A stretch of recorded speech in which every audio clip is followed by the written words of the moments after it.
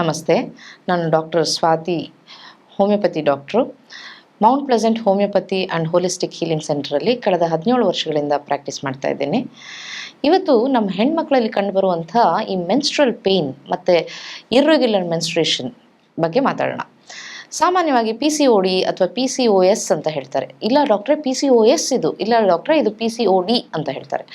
ನಮಗೆ ಹೋಮಿಯೋಪತಿ ಡಾಕ್ಟರ್ಗಳಿಗೆ ಈ ಕಾಯಿಲೆಯ ಹೆಸರು ಏನಂತ ಜಾಸ್ತಿ ನಾವು ನೋಡ್ಲಿಕ್ಕೆ ಹೋಗಲ್ಲ.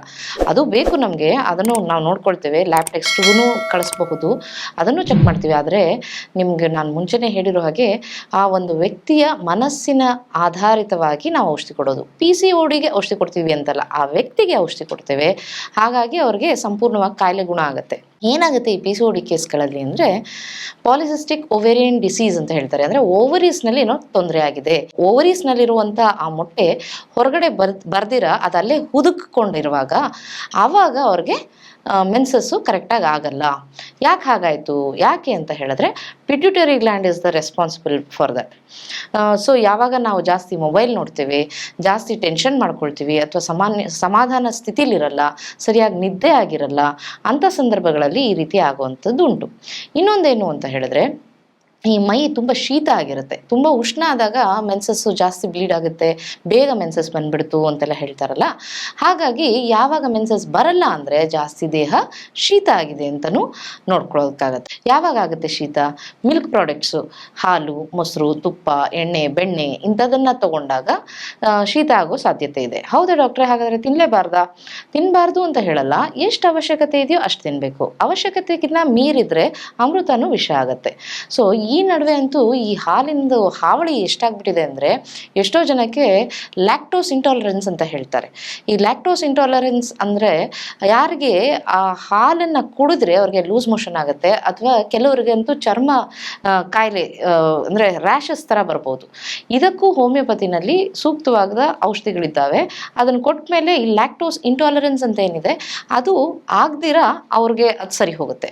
ಈ ಲ್ಯಾಕ್ಟೋಸ್ ಇಂಟಾಲರೆನ್ಸ್ ಯಾಕೆ ಬಂತು PCOD ಬಗ್ಗೆ ಮಾತಾಡ್ತಿದ್ದಾಗ? ಎಷ್ಟೋ ಸರ್ತಿ ಈ PCOD ಕೇಸ್ನಲ್ಲಿ ಸಣ್ಣ ಮಗು ಇದ್ದಾಗಿಂದನೂ ಹಾಲು ಕುಡಿಸ್ತಾ ಬರ್ತೇವೆ.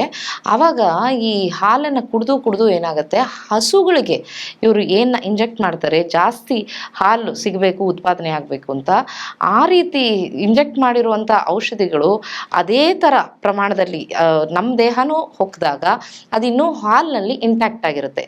ಅದಕ್ಕೆ ನಾನು ಕೆಲವರಿಗೆ ಹೇಳ್ತೇನೆ, ಹಾಲನ್ನು ತಗೊಳ್ಳೋದನ್ನು ಕಡಿಮೆ ಮಾಡಿ ಅಥವಾ ನಿಲ್ ಮಾಡಿ. ಕಾಫಿ ಟೀನೂ ಒಳ್ಳೇದಲ್ಲ, ಕಾಫಿ ಟೀ ಬಗ್ಗೆ ಇನ್ನೊಂದು ದಿನ ಮಾತಾಡೋಣಂತೆ. ಈ ಹಾಲನ್ನು ಮೊಸರು ಮಾಡಿಬಿಟ್ಟು ಮಜ್ಜಿಗೆ ಮಾಡಿ ತಗೊಳ್ಳಿ.